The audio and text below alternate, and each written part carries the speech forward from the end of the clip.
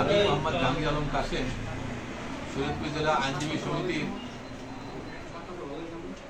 সভাপতি হিসাবে গত 6/3/2025 ইং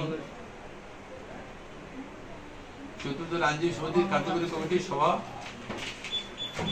সভাপতিত্ব করি। আমার সভাপতিত্বে শরীয়তপুর জেলা আইনজীবী সমিতির কার্যকরী কমিটির সকল সদস্যবৃন্দ উপস্থিত ছিলেন এবং তারা এজেন্ডা ভিত্তিক তাদের বক্তব্য রাখেন।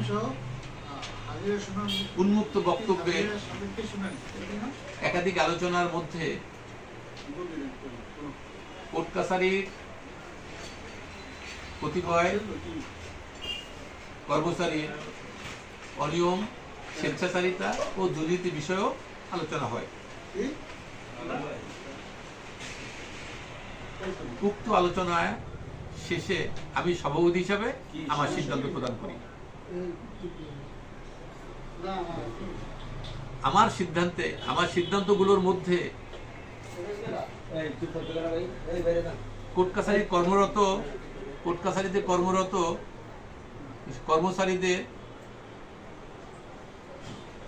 টাকা লেনদেনের হার নির্ধারণী কোনো সিদ্ধান্ত গৃহীত হয়নি।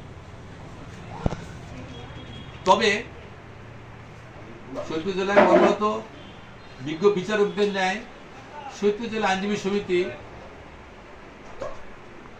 কোর্ট কাছারিতে কর্মরত কর্মচারীদের অনিয়মের ব্যাপারে জিরো টলারেন্স নীতি অবলম্বন করে এবং এইভাবে সিদ্ধান্ত গৃহীত হয়।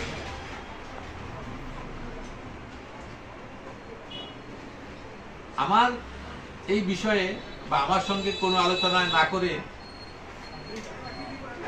এই বিষয়টা অসৎ উদ্দেশ্যে কতিপয় লোক এটাকে ফেসবুকে ভাইরাল করে, যার সাথে আমি সভাপতি হিসাবে সম্পূর্ণ দ্বিমত পোষণ করছি এবং আজকের এই সংবাদ সম্মেলনের মাধ্যমে আমি এর তীব্র নিন্দা প্রকাশ করছি। শরীয়তপুর জেলা আইনজীবী সমিতি একটি ঐতিহ্যবাহী প্রতিষ্ঠান এবং আমরা যারা কার্যকরী কমিটিতে আছি আমাদের সর্বসম্মত আলোচনা ও সিদ্ধান্ত ওই দিনের প্রসিডিং নোটিশে স্পষ্টভাবে উল্লেখ রয়েছে। এরপরও অসৎ উদ্দেশ্যে কতিপয় লোক এটাকে ভাইরাল করে আমাদের ভাবমূর্তি ক্ষুণ্ণ করেছে এবং শরীয়তপুর আইন অঙ্গনের ভাবমূর্তি ক্ষুণ্ণ করেছে, সারা দেশের আইন অঙ্গনের ভাবমূর্তি ক্ষুণ্ণ করছে। শরীয়তপুর জেলা আইনজীবী সমিতির সভাপতি হিসাবে আমার এই ভাইরাল হওয়া যে বিষয়বস্তু আমি এর তীব্র নিন্দা এবং ঘৃণা প্রকাশ করছি।